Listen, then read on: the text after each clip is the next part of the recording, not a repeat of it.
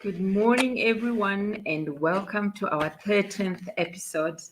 13th episode of season one of The Power of Education, a show that we've been running for the last 2 weeks, where we are talking about how does education change mindset? How does education change perspective? How does education change culture and tradition? How can we use education to change the way people do things? How do we let education affect customs? Thank you, Kathleen, for joining me. Good morning. Good morning, Sis Ruth. Good morning. Oh, sorry, I'm not on time. Hello, good morning. Yes, there Uh, you are. Oh, you look I'm beautiful. good. Oh, thank you, Ruth. So glad to have you here this morning again, and thank you so much for being part of this show and part of this cause. To our listeners, our viewers on Facebook and YouTube, welcome. We see we have somebody. Please send comments in the comment section so that you are part of this program. Engage and also share your thoughts, your opinions with us as we discuss today's topical issue. So, Kathleen, we are still here, and we have come up with a letter, a standard letter or a guideline for the letter that we are going to send to the elders, to the leaders, to the different leaders, where we're going to present our case as mothers, as aunts, as sisters, as even the girls that are being abused. And we want to share. I will put it on our Facebook page. I will read out the outlines now during this show sometime as we are discussing this. But Kev, what I wanted to ask is, what are the things that should be in the letter? How do we tackle this letter? How are we presenting ourselves to the different leaders as we discussed before?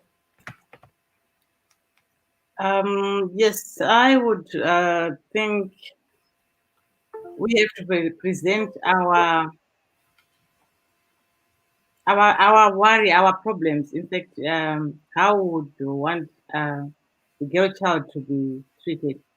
Anyway, if we talk of the girl child, we are singling out one child. We need to talk about the children because they are all into this. They are all being marginalized as we look at it right now. Even the boy child is struggling. So we need to come up with a letter that asks for them to be looking at how the children can be assisted and helped. When it comes to the girl child, we really want to categorically say no to child marriages. And when a Yes. child is molested, it has to be treated as rape, and that is it. The person should be charged, and people should be following in those cases, not just to whitewash and then be quiet, and then until people forget about this case, and then we start again. We want to put a Mm, stop to it. So we are asking the powers that be to look at this closely because we want them to act as responsible adults, responsible people. We are looking at ourselves as we are. I'm no longer the little girl that they used to call Kate Kate. I'm now yes. I'm now a great grand. Now I'm looking at the future generation. What are we leaving for that generation? Chaos or something that is workable with the children. So as responsible people, we need to look at how we are dealing with matters of the children, both boys and girls at the moment, because they are all struggling. So it's That our that's as mothers. Yes, that's so true. That if this issue is about children, child abuse, whether it's a boy or a girl. I know the issue that brought this into a glaring sight was the issue of Memory Machaya, who Mm. we now know the real name was Anna, as her parents tried to cover up and they used her older sister's birth certificate so that they could get away with that crime. But what we are saying is not only Is it about memory? Is it about honor? No. Not only is it about this case, we are saying even when this case has stopped trending, we want to still be talking about the child marriages. We still want to be saying we need practical results. We need things changed. We need real change when it comes to that practice of this cultural practice of kugaramafiwa or whatever they want to call it in their religious sects. So we came up with a draft letter on how to write. These are just guidelines on how to write this letter. This is an open letter to powers that be. So it is, be it fathers, church leaders, political leaders on child marriage issue. So, in first part, you give a bit of history of your knowledge on this issue and similar issues. So, for example, child replacement bride, kugaramafiwa, as I mentioned before, mukadzi wengozi, Mm. kuripiswa ngozi. You know, when we talk about kuripiswa ngozi or kuzvarirwa, as they say, is when there was something that happened in the past generations and Mm. your family now has to consult with the traditional healers, and they are Yeah. told that there's a spiritual curse on the family, and for this curse to be lifted, you have to give a child bride. You know, you have to give a girl child into this family so that you pay for that whatever heinous crime that happened in the past or deed that happened. That's the way the curse is lifted. So that's mukadzi wengozi or kuripiswa ngozi or kuzvarirwa. Kuzvarirwa can also be when people are in poverty, in a state of poverty, and they go and ask those that have and not lacking, and say we'll give you a child, if a girl child, if you give us food just to carry on. That's the power of hunger that can happen, the effects of hunger in Africa. You know, children that are not even born are given away before they're even born. And then so that you can give a bit of history of your knowledge on this issue and similar issues. I'm sure we've got different issues, similar issues that we know in our own experiences and history. And then two, you mentioned this issue of memory or honor and how that has impacted you as an individual, either as a human being, as a parent, as a teacher, as a leader, etc., and how it made you feel. So we not only trying to appeal to the reason of these fathers, but we are also going to be, can we speak from our emotions? You know, can we connect with how it made you feel? And maybe that way they will really understand how this whole issue has made us feel as mothers, as parents. And then you list your wishes. That's the third part. You list your wishes. What is it that you want to see happen? Okay. What do you want the leaders to do? And just be practical and be as clear as possible. What do you want the leaders to do? What do you want the fathers to do? What do you want human beings to do?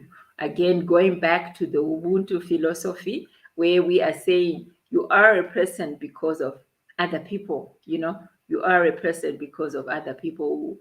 Umuntu ngubuntu ngabantu, you know. Mm. So hunu, in Shona we will say hunu, going back to that philosophy of hunu, and how does it make you feel as a human being? Never mind whether you know this person or not, uh, but as a human being, how does this make you feel, and how do you think is going to impact future generations when they talk about the human beings that were before them? Okay, so you can put this in bullet points. For example, I'm asking for child protection. I'm Mm. asking for tighter laws to get perpetrators arrested and prosecuted accordingly. Where we are saying, can the law or the law enforcement agencies and arms just make sure that the prosecution is carried to the end? These perpetrators must go to jail, because most of the times then the dockets are lost because somebody has paid someone at the police. The dockets are lost, and the issues are then just swept under the rug, and they become forgotten. Cases become forgotten, or cold cases, but it's because something has happened, and there was no follow through and real investigation into issues. Okay, so a third point will be I'm asking for education for these kids. You know, we are asking that these children be given a right to go to school, a right to be educated, a right to dream, a right to imagine better lives for themselves and choose that. And just opening opportunities in the economy, opening opportunities in the different sectors to these children to be able to live their lives, make them see differently, inspire them, motivate them. That's what we are asking for, you know, and the education does that. When we talk about textbook education, we definitely know that when children read outside their what's happening outside their cultures, what's happening outside their countries, their minds are opened up. You know, how many times did we dream when we read a book, a novel that was written for an American, I mean, somebody in America or somebody in the UK, and you start dreaming, you start seeing, imagining a better world or a different world than what you are used to. So this is what we are saying as parents. This is what we are asking of the elders and the leaders, that can these children be educated? Can we give them a chance in education? And then finally, you can explain the follow up you will do and expect, e.g., can we meet with you and discuss? May you please reply? Can you see us, or can you update us on progress, etc, etc? So what is it that we are expecting? What are our expectations after we've delivered the letter? What is our call to action once we've delivered these open letters to the leaders?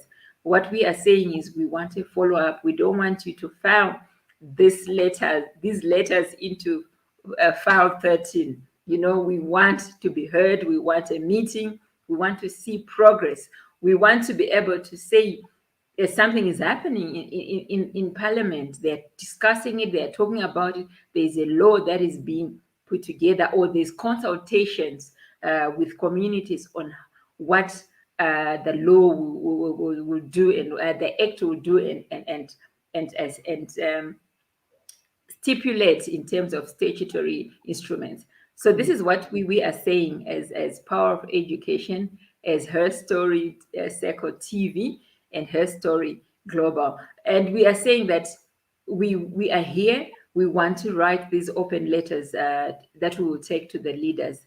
I, on the ground here in Zimbabwe, will be part of that delegation that will go and meet with the different leaders, obviously working with other partners. We know that we have men, fathers have stepped forward and volunteered to be part of us and take this issue further. So there we are. That's our outline. So I'll post this outline on our Facebook pages, on Her Story pages, a story Women's Global Conference page. I also put it on the Power of Education, and just share the guidelines so that we can start getting those letters and putting them together into a file. So Kathy, there we are. I think we have our work cut out for us. Yeah. We do. And what we are saying is this letter that you write, it doesn't have to be in English. It can be in your language, and then we'll do the translations, obviously. And we just saying, can we get this letter out? And let's have as many supporters, let's have as many letters as possible. So share, share, share, and then let's get our voices heard. Yep. That's correct. I don't know if you have anything to add to that, Kathy. Um, I think you have actually underlined quite a lot Mm, that really resonates with the girl child mm, in most of this what we you have just put down. And I think it's high time that we present these letters so that the powers that be, they know we are still on the case. We Mm-hmm. still want to see progress with the statutory instrument being passed as a law in the parliament of Zimbabwe. Mm-hmm. Because here we're Mm-hmm. talking of Zimbabwe. Of course, it's a global pandemic of this one, but we are talking of ourselves as girls because we have come a long way. Uh, Mm-hmm. I don't know of other cultures, but I think it's the our culture that if a girl child, if I die, my young Mm-hmm. is going to come and be all responsible that's pure. Meanwhile, she's a little girl who doesn't know anything. We have seen this happening to the girl child mostly, and it's always on the side of the girl child. Kwanzi kunofiwa kune ngozi, kuda kunoripwa. Murume akafira mushamenyi, but instead of taking a boy child, they are taking the girl child. Kunoripa. See, so all these things we want them narrated, and if possible, uh, Mm-hmm. emotions that you feel about the subject, because I think Yes. it's about the way you feel. Mm-hmm. Because if you tell someone a story, when I talk about my story, it actually talks about me. Yeah. When I'm the one who have got those emotions, there are people, of course, who do not go through such things, but in their families, there is one thing that goes on, which they can talk about, which actually resonates with their feelings and emotions at the same time. So I think it's quite a good letter and a straightforward one. We need a follow up on it. Yes, and it is actually an emotional issue. You know, there's a lot of emotions that come out. There's anger, there's bitterness, there's pain, there's just hopelessness and feeling helpless. Like really, can we still be talking about this child marriages so many years later in 2021? How can we still be debating that how should these perpetrators be treated and prosecuted? So yes, the letters have to be very emotional. Include your emotions. Just be open. It's an open letter. So just be open and frank and clear about how you feel. And I think, Kathy, also the issue that will one of the things that will drive our campaign on this open letter is the different addresses that these letters will have, because we will have people from different countries, from different towns and cities all over the world globally who are behind this campaign. So if the government just sees that, no, we're not only talking about people in Zimbabwe, we are not talking only, or the leaders will see that we're not only talking about people in Zimbabwe, we're also talking about people that are in the UK, people in New Zealand, people in Australia, and just women coming together globally and put our efforts and our support behind this cause. I think it's a push that we need. Um, because I know that the UN is also UN agencies, UNFP is also doing a lot in trying to just put pressure on the powers that be for a change in legislation towards child marriages. So wherever you are, just share, share, share. Send us your letters. You can email them to me, ruth@herstorycircle.com. I'll put my details on our Facebook pages, or you can just come to our pages, ask for contact details, send me a message in the inbox, whatever it is, just get in touch and just share this information so that we collect as many letters as possible. Okay, so let's just go back and talk about the issue of Chigarama Pure, which for me is I don't know if we are talking about a 20 an overage girl, okay, mature girl, whatever mature means, because 18 years you're still not mature, but somebody who can make their own decisions, so 18 and above, and agreeing or coming to an agreement with the brother-in-law, that's okay. But what happens when it's 13-year-old young sister who must replace her late sister. How does that work? It's really puzzling when you think of it, because Mm. this is an old man. Mm-hmm. Okay? Take it like in my case, I'll be having my husband, and Mm-hmm. for some reason, my husband, or I fall sick and I die.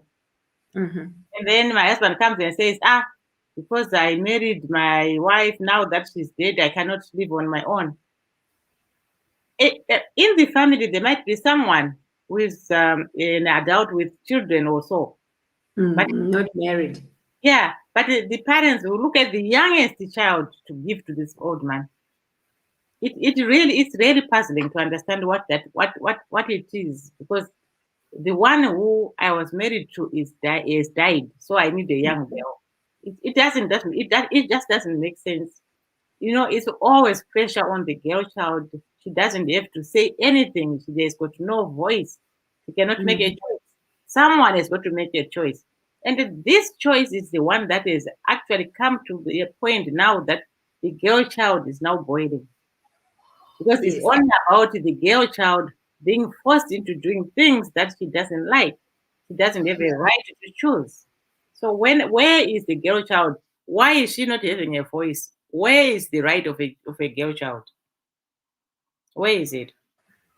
And you remind me, there's a story in the Bible, only that it's the reverse. Is the sister-in-law who lost her husband. Mm, I'm talking about, I'm trying to remember. It's the story of one of Judah's sons who had married Tamar. Is it Tamar? And then her husband died. Tamar's husband dies. And mm, then Judah says to her, we'll give you the younger brother.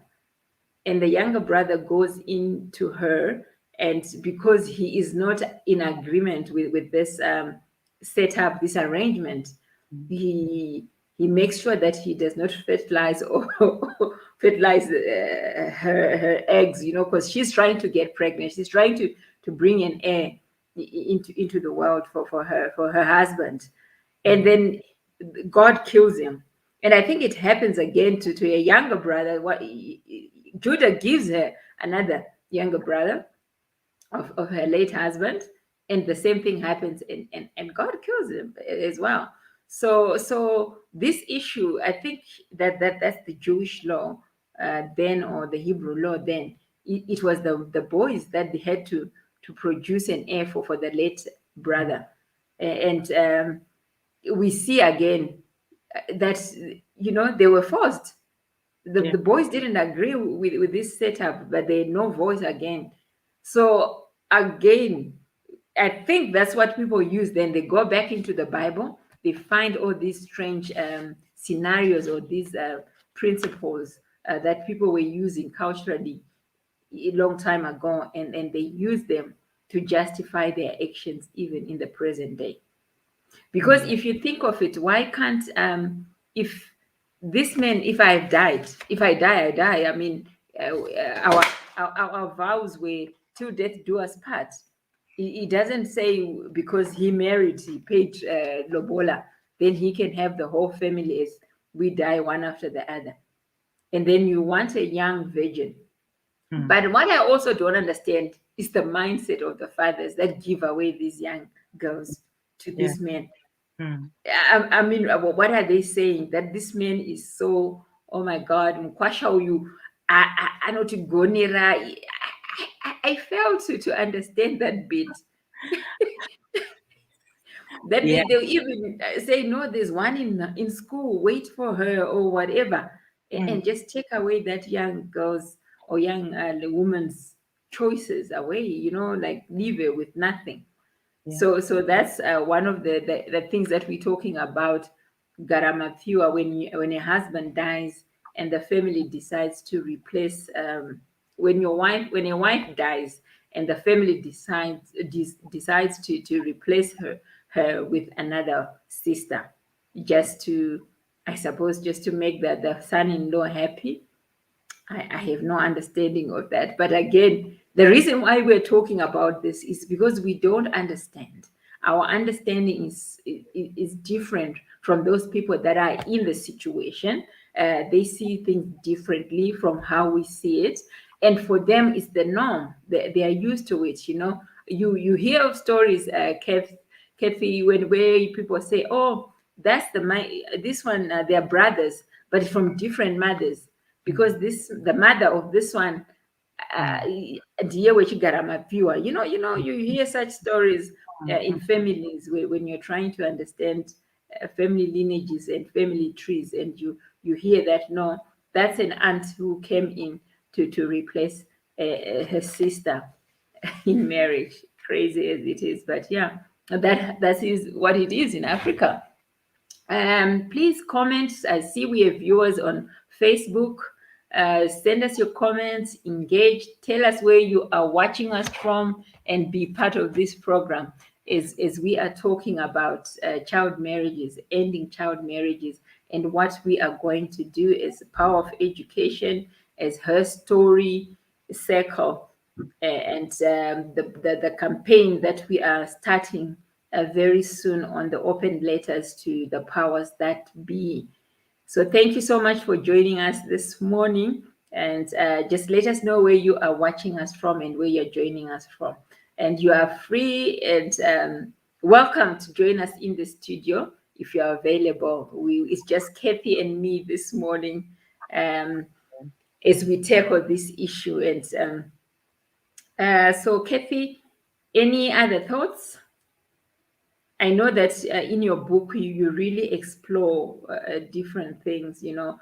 Um, One of the things that I when I was reading your book is you were given away in marriage Yeah. at a young age, but the first man that you were given to was very reasonable. He had a different mindset, and he was like, "No, you are too young. You need to go back to school." Do you Yeah. just want to talk about that? Yeah, you know what? There are men out there who are real, who Mm, have real ideas of looking at a girl child and think, is this reasonable? Because I think mm, it's the mind that tells a man what to do and what not to do. yeah, Many times that we find people doing things that are, you ask yourself again, is he normal or something's wrong with his mind? yeah. Because it looks like he doesn't think. Mm-hmm. So as young as I was, I really went through this process of getting to my husband then, and I was young. I just finished Mm, the home class in 2 years, so he really looked at me. There I was sleeping. When I look at my photos when I was actually a mother of three, and thinking going backwards, it amazes me to think I was just a tiny little thing. yeah. And I think the night that I went, I he made me sleep on this bed and he Mm-hmm. slept on the couch. He took a blanket and covered himself. And Wow. there I was as a young, as a child. I fell asleep. I never even thought there was anyone in the room. So I got up in the morning. He actually got me up because he was going to work. Mm-hmm. So he said, "Oh, you know, I really have been thinking. I Mm-hmm. You're still young. I want you to go back to school." And I said, Wow. "Oh." So I jumped out of the bed and I was so excited. I said, "Yeah." Just like the little girl you were, yes. I was a little girl, so I was so excited. Oh, okay, you want me to go back home? He says, "Yeah, I want you to go back home. I think your place is at school. You need to go back to school." I said, "Now, are you going to tell my parents?" I don't think I even asked it. I was just excited as a young child. Excited. I was just Was he from the church though? Was he no, from the same church as, no, as your parents? no. He wasn't. He wasn't. Okay. I don't So remember. I don't even know which church they went to, but they were not. They were not part of the apostolic church, something that actually went before this. I don't think they were. And but he worked as a veterinary doctor or something like that. I don't know what they call themselves. Wow. He was, yeah, used to work into a vet department. So he was going to work, and so he gets up and he says, "You know what? I want you to go back home, and I want you to go back to school." So in my mind, I just thought, I'm going back to school. Yeah, Yeah. I'm going home. So I started taking my things and putting them. I had not taken them out of the suitcase. So I just had to pull my trunk and take it out as he walked out to go to work. Yeah. So I went back home, and I thought everything was fine because I was still young. So this is Yes. when you look at it. I always look at um, children is that age up to 18 actually. Now that Mm. I've got an open mind to it, I look at an 18-year-old and I ask a question: what is it that you want to do after this? Yeah. Yeah. Are you at the uni? Yeah, I'm at the uni. Okay. What would you want to do? She would tell me, oh, I want to do another ABCD. And I'm like, yeah, okay. So from there, what is the next thing? A lot of the girl child, especially when it comes to our culture, they are Mm. so, I would say, programmed to think the Yeah. last thing or the best thing that she's going to do is she's going to get married and then her parents will be happy. This is something which is actually indoctrinated into the girl child of ours local. Mhm. Because if you are not married, you have got a case, or if you are not married, unemnyama, unofana kuenda unoitwa exercise, or if you are not married at this age, yeah, nazvisokufamba right. In all those things, nothing is true. What is true is, does the girl child have a choice to choose? Yes. Does she have the right to say, I want to do this or I don't want to do this? Yeah. It's a question of choice. Many times, there's no playing field for the girl child to be playing Mm. there and really understand who she is until we get to a point we understand it, that it's me. And this is what I want to do. Mm. It's quite interesting that when we came out into the diaspora, into countries where they recognize the girl child and gives the girl child a voice, of course, those incidences are there. They do happen. Mm. But they are in a position where the law takes its course, which is why we're still fighting with the powers that be in Zimbabwe, that we need the law to take its course and be Yes. for the girl child to say, I have done this to me, I'm going to do this. So if I go to court and fight my case in the court to be addressed, it will be done professionally and Mm. was somewhere where everyone can see that things have been done professionally and above everything else, but being held accountable with the law itself.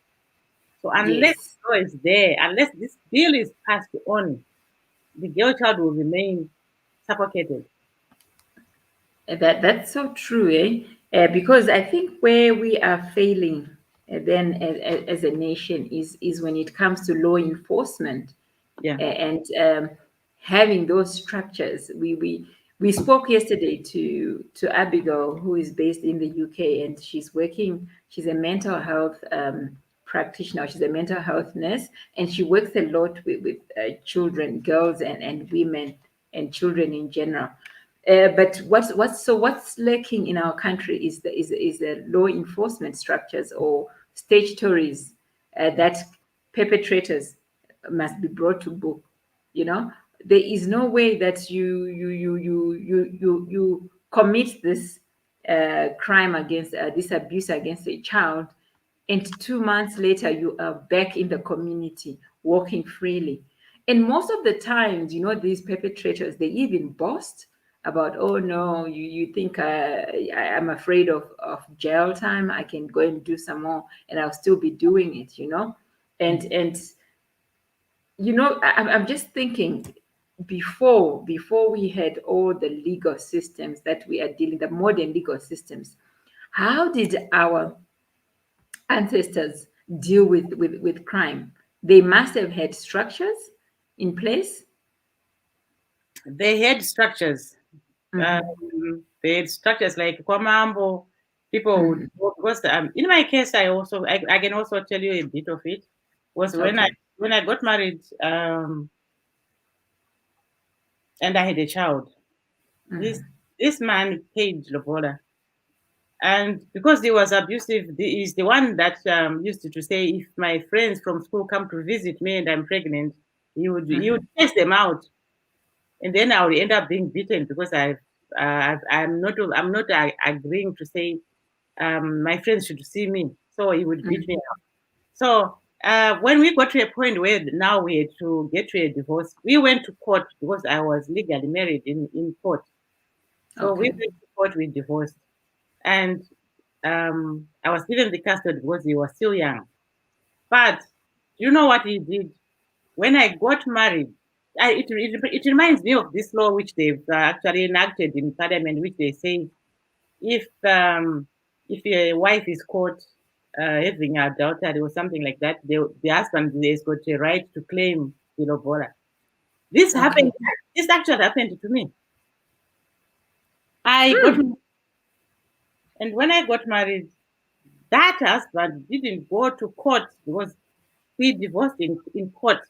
So this was Okay. a real court. But what did Mm-hmm. he do? He went on to the traditional court. And Pakanomhangara kwamama. mhm, he went to the traditional court. And actually, yeah, he went to the traditional court and said she's married, so they cannot have the same uh, dowry, like, what they do, like mombe, mbudzi, whatever it is. Mm-hmm. They are not going to charge that man the money that I paid. So because she's now married to the other man, you have got to give me back my money. He asked for his lobola back. He asked it back his lobora. So he went to this diary, Mm-hmm. and Kwamama. for some reason I had gone home myself, and only to get there, and my mom says, "Oh, your dad has been called Kwamambo." So I said, Mm-hmm. "Well, what is it?" She said, "No, I don't know, but we just saw the summons." So I followed my dad to the court, the chief's court, and Mm-hmm. when I get there, I found You that are the issue. that husband is there, and I found him talking and interacting to my father harshly, because he was such a harsh person. In fact, it was his Mm. name. So I found him sort of really screaming to my dad, saying, the way they use hure. Eish. So I want my money back. Eish. So, the court was like, they were quiet. They wouldn't while my father was being talked down with this man. And so the Mm. moment he saw me, he noticed there was trouble because now I was grown up to a point where I could challenge things. Could speak, yeah. Yeah, so I got there and I sat down, and then as I listened to him attentively, and finally I said, "Can I answer?" And the chief said, "Oh, no, this is not for you." No, I said, "No, but it's me. Mm. I'm the one under Yeah, I'm the the one. question. So can I answer?" So they gave me the right to answer. So I answered him and I said, "You know what? This is not the way you should have asked for your money, if that is the case. Because we did this in court and I was young. I remember my parents Mm. were ashamed that we are getting me married to this man. I was underage.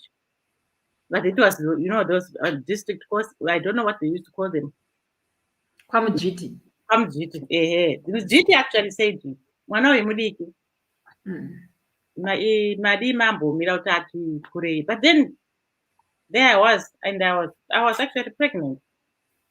So I got married like that. So I think I don't know if talking to other people of my age, I think Mm. even the previous government, like it was Southern Rhodesia, isn't it? And then it came Mm. out to Rhodesia. Indeed.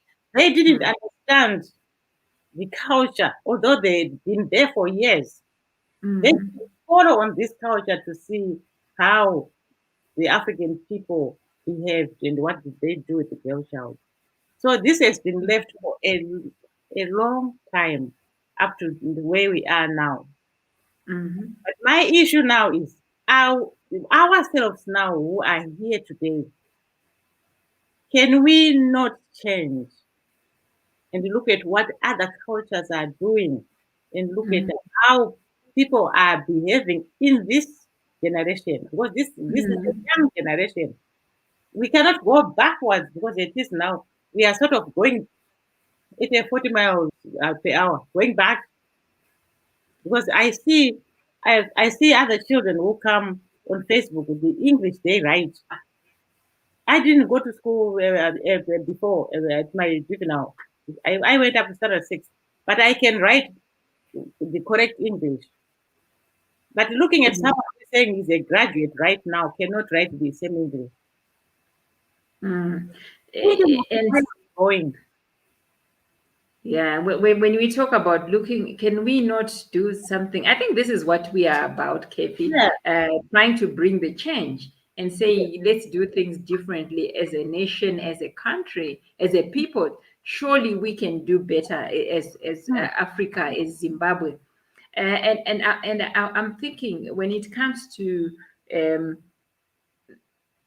I'm thinking if the British or if the Southern Africa, the Southern Rhodesian government Mm. had put these laws into place, I think the girl child would have been protected. But I Absolutely. think they were giving a lot. There was some contention because they'd colonized these people. So there were some things that they were, I think, afraid to touch when it comes to culture and tradition, Mm. where maybe the chiefs or the leaders just negotiated that when it comes to this area, we are not flexible. Don't touch our cultural laws and our cultural uh, ways of doing things. And I'm thinking that at the mambo, when you were called to the dare at the mambo, kwa mambo kokunzi tibadare. I, I mean, he so how then do you so there's the traditional side and then there's the legal side, the modern side of doing things, you had gone to court, kwam GT, you had made your legalized your union, and Mm. now he's going back so he divorced you legally, but Yeah. then he goes traditional and Yeah. wants his lobola back because you were moving on with your life and you were getting married again. Yeah. Did you see how the unfairness Yes. that is with this whole thing of lobola? Mm. Because when if he had moved on and married before you, there's nothing you could do. You can't go back and say, "Give me the years that I was your wife, or I had two children with you." So he can't give that back. No, he can't But put you back because I was still young. And even yeah, so, when we look at it, he was married that time. mhm, Yeah, he was yeah. married, even had children. Already he had Yeah, moved on. but he actually came back to my father to say, "I want my dowry." And the chief Mhm, was actually saying, "Oh, okay, and so the book where they were counting mapukidza dumbu vanochaja mhm. 200 iyoyo no guys okay Oh, you know chichichi iyoyo futi ngaidzoke know that and my father agreed to pay back. he was ready. So what did he pay it back? Yes, he did. Oh my goodness. My father paid back that money. Yeah.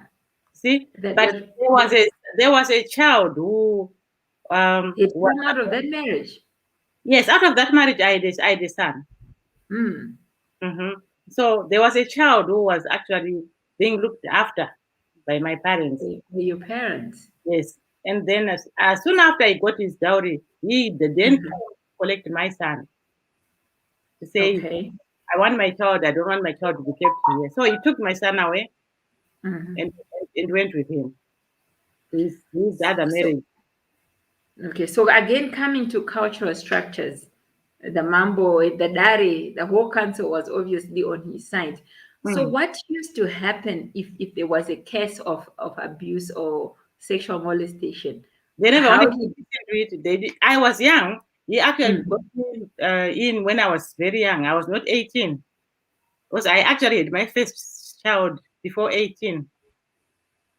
So it means then in that culture, old culture, there was no age. Parents So could give away their children into they marriage never even at saw any anything age. wrong with it. I don't think they did. Yeah, because Mm. I'm thinking if somebody was to come and report to Manaba to Achibaro, how Mm. did they handle that? This is where the African culture is rather backwards because Mhm, instead of saying, "Mwana abatwa chibaro, takunoripota mhm, kumapolisa," instead they say mhm, they start negotiating. And this Mkwasha will say, "No, I want to mm, marry." Do you remember? They will say, "Ah, no, mhm, I want to marry." So mhm. this man will come and perpetuate that he's marrying your child. Yeah. Meanwhile, the child, when she goes to this marriage, nothing, nothing works in Yeah. this marriage because this child And is she's not ready for this marriage, and it she's not caused a lot of mayhem on her. she's not ready for the marriage, one, Yeah, and two, she was forced yeah, into this setup.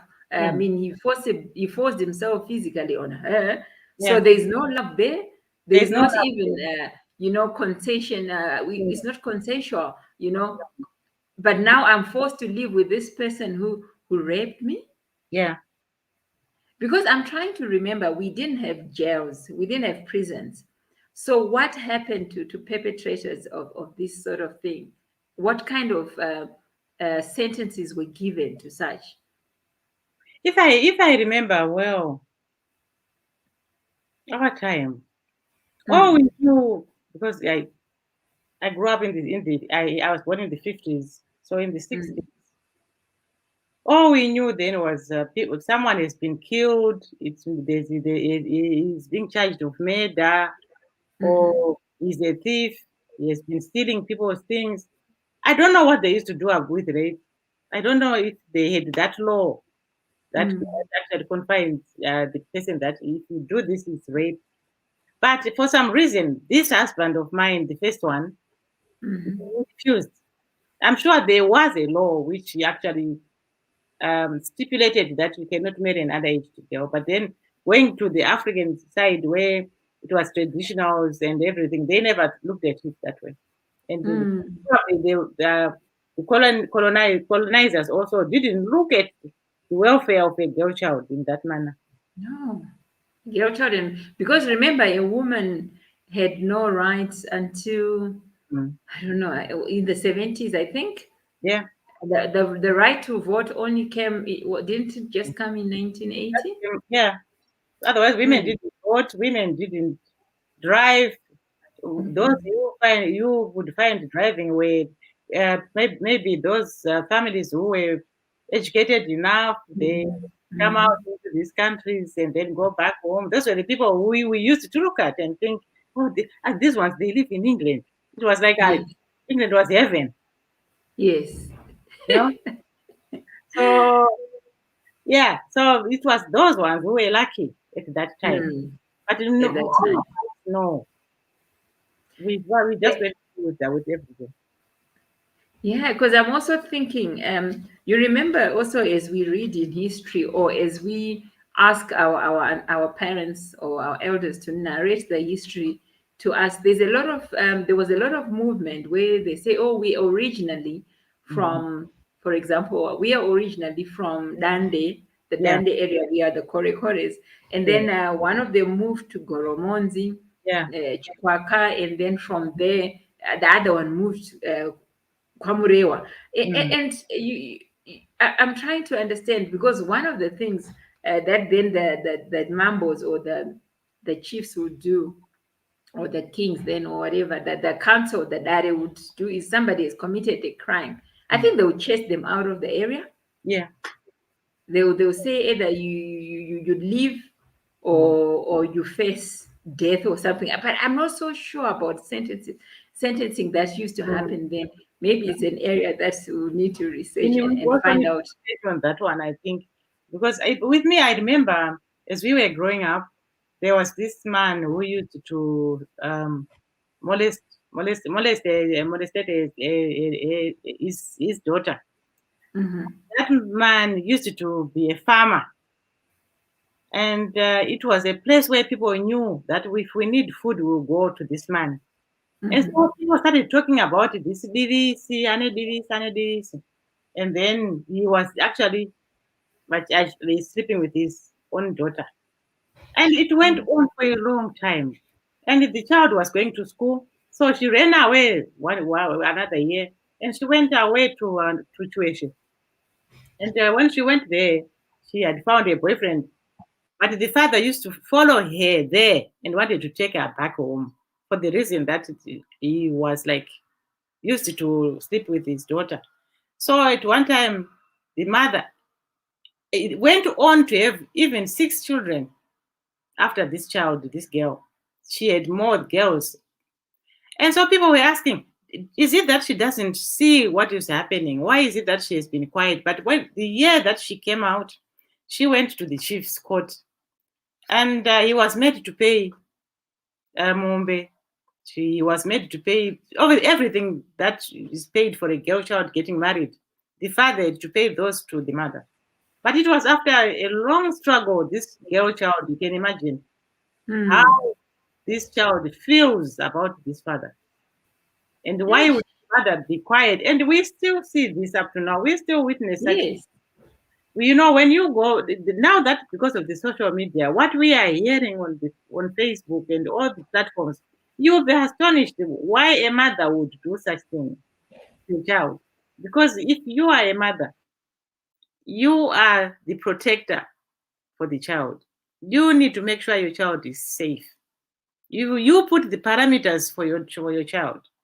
But if a mother is going to be the perpetuator of that and the help of that crime, then it doesn't make sense. It doesn't give us the, the morale of being a mother.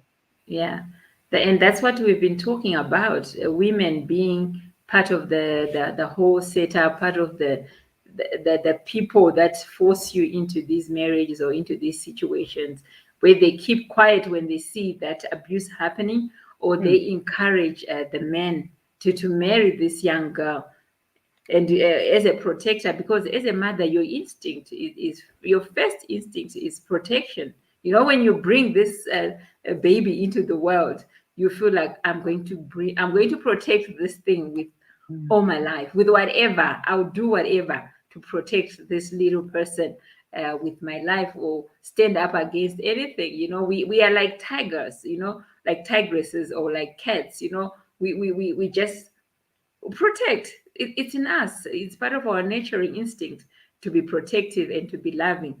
So again, we're coming back to the issue of what are we doing as women? Are we protective? Are we protecting our children? Not only the girl child, but our children.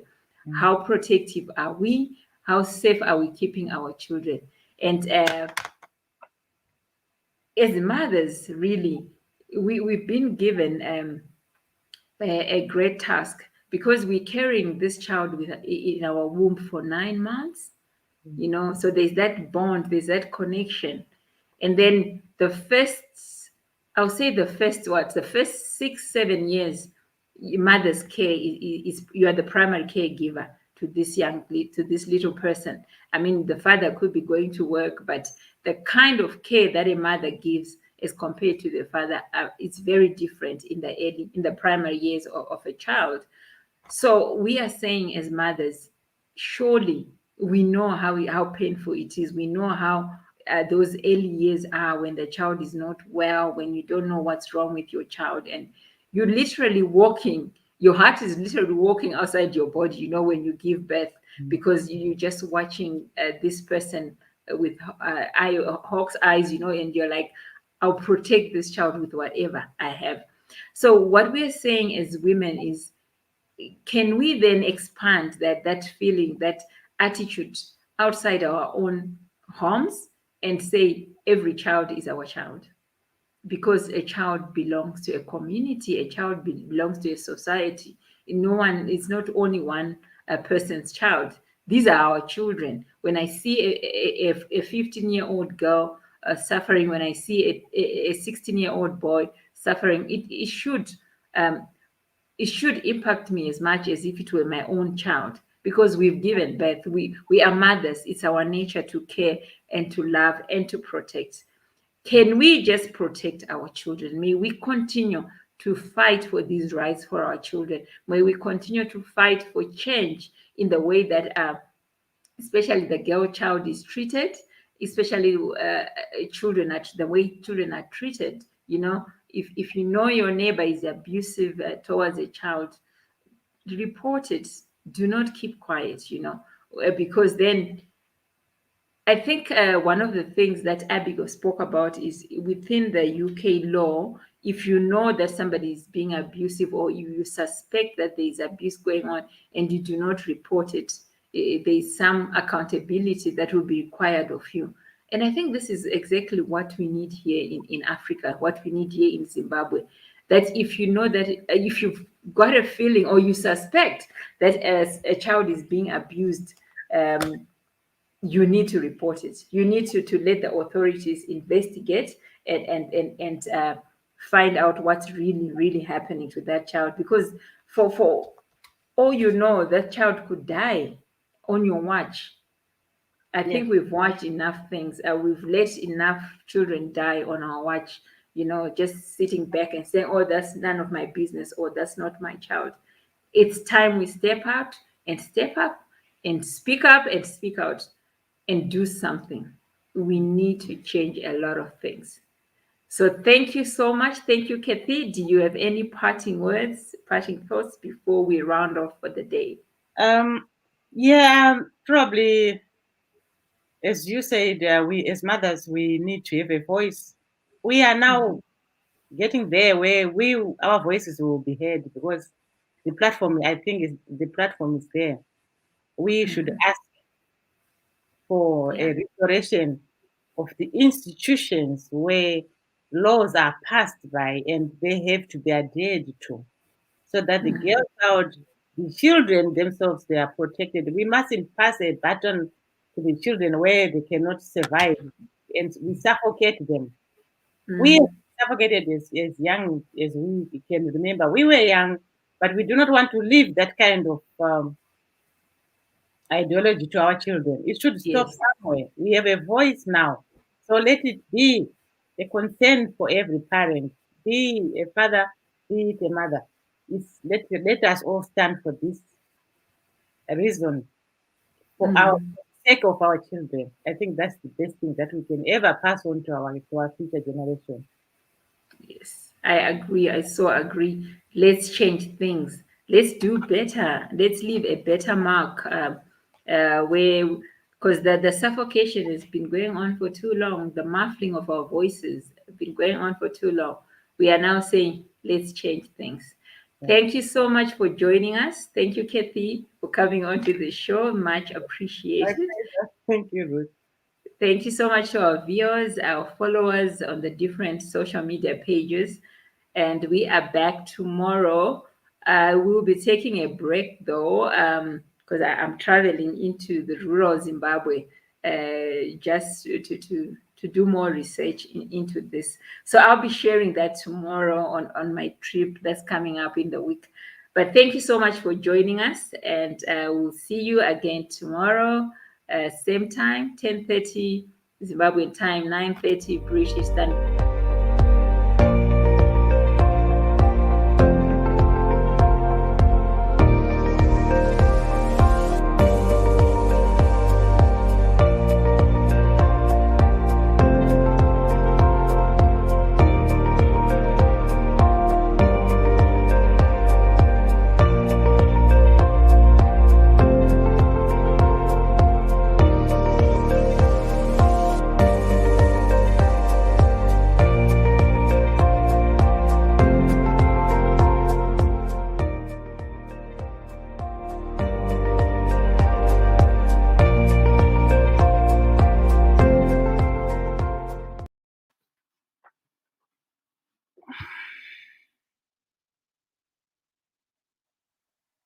Tabeza,